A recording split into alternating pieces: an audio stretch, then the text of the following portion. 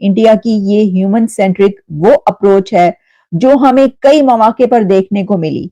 कई कंट्रीज ऐसे हैं कि जहां पर सिर्फ इंडिया की इस ह्यूमन सेंट्रिक अप्रोच की वजह से कई एक ऐसे वेलफेयर के काम किए गए जिस पर वो कंट्रीज फिर इंडिया का शुक्रिया अदा करते हैं।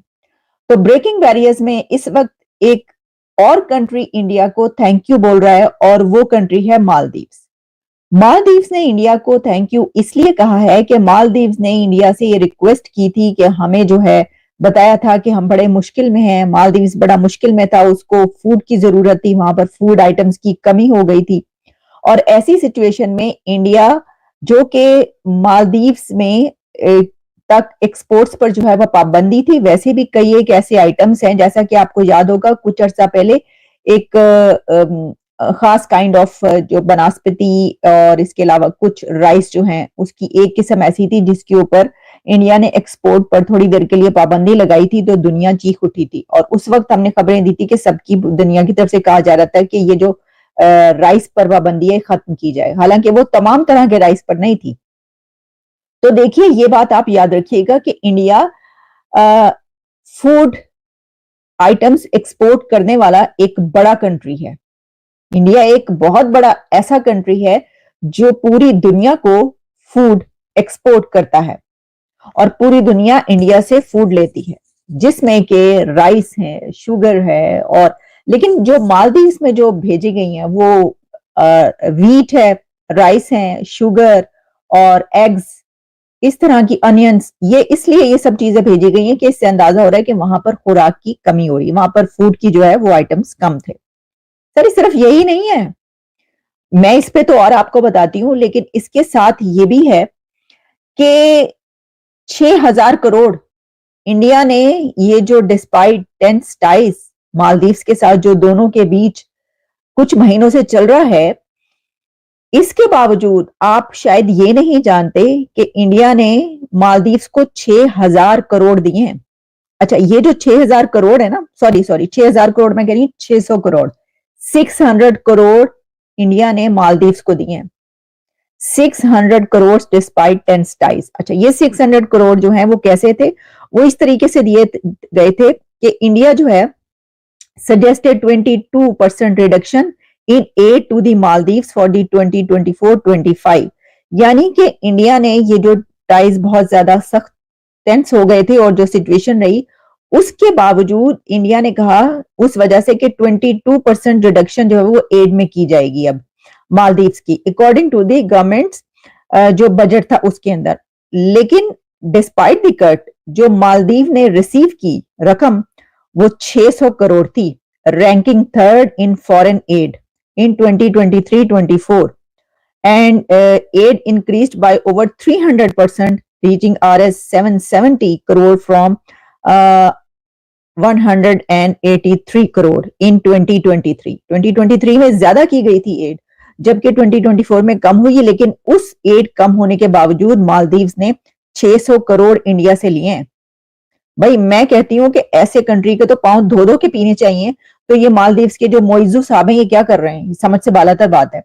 जो कंट्री आपको इस तरह की जिस तरीके से मालदीव्स की तरफ से जो कुछ कहा गया इंडिया की तरफ, भाई एक बड़ा कंट्री है, एक ताकतवर कंट्री है, वो आपको जो है वो एड भी देता है आपको। ये बिल्कुल ऐसे ही लगता है कि जिस तरह पाकिस्तान में एड ली जाती है अमेरिका से, है जी। मैंने भी आपको पिछले प्रोग्राम में बताया औरिया मकबूल जान साहब को बटन मिला, गोल्डन बटन मिला है यूट्यूब का, वो तमाम जो है सारे प्रोग्राम्स में वो अमेरिका की जो है वो बुराइयां करते हैं, लेकिन अमेरिका का गोल्डन बटन लेकर बड़ा खुश है। ये तो एक मैंने आपको वैसे मिसाल दी, वहां पर एड ली जाती है अमेरिका से और एहसान चढ़ा के ली जाती है कि हम एड ले रहे हैं, और उसके बाद वेस्ट की बुराई की जाती है, यहूद और नसारा की बुराइयां की जाती हैं और अमेरिका को ही बुरा भला वहां पे कहा जा रहा होता है, जबकि एड भी अमेरिका से ही ली जा रही है और इसी तरीके से दूसरी जगहों पर। तो ये जो कुछ मतलब कंट्रीज को ये वाला जो है ना अपना एटीट्यूड बदलना चाहिए। देखिए मालदीव्स को जब ये पता है कि भाई हमारा गुजारा इंडिया के बगैर नहीं है, वो आपको पता है कि बीच में चाइना का भी जो लुच तला जा रहा है वो सब आप जानते हैं ना वो क्या सिलसिला है। तो वो चाइना अपनी वहां पर जगह बना रहा है, बनाने की कोशिश कर रहा है और वो ये चाहता है कि वहां से जो है वो इंडिया निकल जाए, तो इस वजह से ये इसमें बहुत सारी चीजें ये भी थी बीच में। अब उस वक्त तो मालदीव्स ने कह दिया था कि हाँ जी ठीक है, कोई बात नहीं, हम तो जो है वो ठीक है, आपने बहुत ज्यादा चीजें कह दी और चाइना के जो है वो सपोर्ट करने लग पड़े, तो अब आप चाइना से कहते कि आपको अंडे भेज दें, चाइना आपको चावल भेज देता, चाइना आपको शुगर भेज देता, आपको इंडिया से जो है वो रिक्वेस्ट करने की क्या जरूरत थी?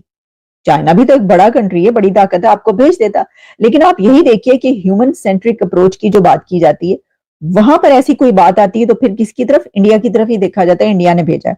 अच्छा, इसके ऊपर जो है मालदीव्स के जो फॉरेन मिनिस्टर हैं मूसा जमीर, उन्होंने थैंक यू किया है और उसके ऊपर उन्होंने कहा है I sincerely thank EAM doctor Jaishankar का शुक्रिया अदा किया है and the government of India for the उन्होंने जो रिन्यू की है the quota to enable Maldives to import essential commodities from India during the year 2024-2025. This is truly a gesture जो कि लॉन्ग स्टैंडिंग फ्रेंडशिप को जो जाहिर करता है। इसका मतलब है लॉन्ग स्टैंडिंग फ्रेंडशिप एक बार फिर स्टार्ट हो गई है जी आपकी।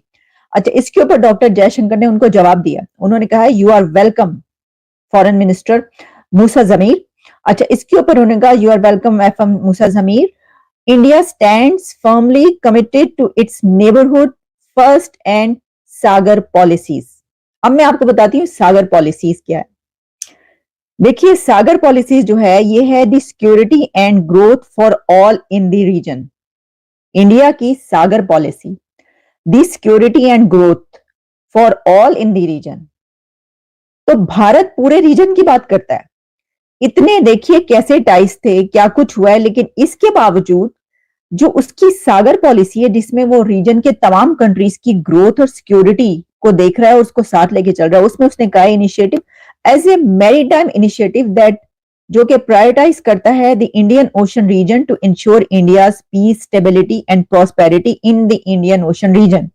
अब इंडिया की जो सागर ये है, ये जहां दूसरे रीजन के कंट्रीज को अपने साथ लेकर इसलिए चलना चाहती है कि ग्रोथ और सिक्योरिटी उनको भी देखा जाए, उनकी भी। वहीं पर उसके इससे ये पता चलता है कि जो इसमें इंडिया की अपनी प्रॉस्पेरिटी और खासतौर पर ओशन रीजन की जब हम बात करते हैं और मैरीटाइम सिक्योरिटी और इस तरह की, वो भी सब इसमें आते हैं। तो इंडिया एक ऐसा कंट्री है कि जो समझता है कि देखें जी, हम अपने जो है रीजन के कंट्रीज को साथ लेके चलेंगे तो सिर्फ उनको ही नहीं बल्कि हमें भी फायदा होगा, हमारा भी। देखें ना, इसी तरह होता है। वो कहते हैं कि ये दुनिया जो है, आज की दुनिया, ये टीम वर्क है और ये टीम वर्क कभी ऐसा होता था कि इंडिविजुअल लेवल पे जो है काम होता था और लोग जो है खुद से कामयाब होते थे। लेकिन अब एक अरसा गुजर गया कि ये कहा जाता है कि ये जो अब एरा है इसमें टीम वर्क है, इसमें एक बंदा फर्द वाहिद सामने नहीं आके कामयाब हो सकता, उसको सबको साथ लेकर चलना पड़ता है। इसकी एक बहुत बड़ी मिसाल जो है वो इंडिया है। इंडिया इसी तरीके से करता हुआ नजर आता है। पाकिस्तान ने एक बार फिर संयुक्त राष्ट्र संघ में भारत के खिलाफ जहर उगला है। बीते मंगलवार यानी 2 अप्रैल 2024 को यूएन के एक कमीशन की बैठक में पड़ोसी देश की तरफ से कहा गया कि दक्षिण एशिया में एक देश बड़ी मात्रा में अपने हथियारों का जखीरा बढ़ा रहा है। उसके लगातार बढ़ते हथियारों की वजह से दक्षिण एशिया में खतरे की स्थिति उत्पन्न हो गई है। यही नहीं, पाकिस्तान के प्रतिनिधि मुनीर अकरम ने शंका जताते हुए कहा कि भारत पाकिस्तान पर कभी भी आक्रमण कर सकता है। पड़ोसी देश पाकिस्तान के खिलाफ कोल्ड स्टार्ट युद्ध जैसी नीति बना रहा है। इसकी वजह से दक्षिण एशिया में भारत और पाकिस्तान के बीच युद्ध की संभावना काफी बढ़ गई है। मुनीर यही नहीं रुके, उन्होंने आगे कहा कि मौजूदा समय में भारत सबसे अधिक हथियारों को खरीद रहा है। उसे कई देश खतरनाक मिसाइलें और परमाणु हथियार सप्लाई कर रहे हैं। इसकी वजह से इस क्षेत्र की शांति व्यवस्था भंग हुई है। संयुक्त राष्ट्र संघ में पाकिस्तानी प्रतिनिधि यही नहीं रुके, उन्होंने आगे कहा कि पाकिस्तान में भारत लगातार आतंकियों को बढ़ावा दे रहा है। पड़ोसी देश के खिलाफ कोई पाबंदी नहीं होने की वजह से वह क्षेत्र में अपनी मनमानी दिखा रहा है। मुनीर ने कहा कि अगर अंतर्राष्ट्रीय समुदाय की तरफ से कोई ठोस कदम नहीं उठाया गया तो यह बर्बादी का कारण बन सकता है। भारत का नाम लिए बिना मुनीर ने आगे कहा कि करीब 20 साल पहले दक्षिण एशिया को परमाणु हथियारों से मुक्त बनाने की बात कही गई थी, लेकिन एक देश ने नियमों को तोड़ते हुए टेस्टिंग की और मजबूरन हमें भी परमाणु हथियार बनाने पड़े।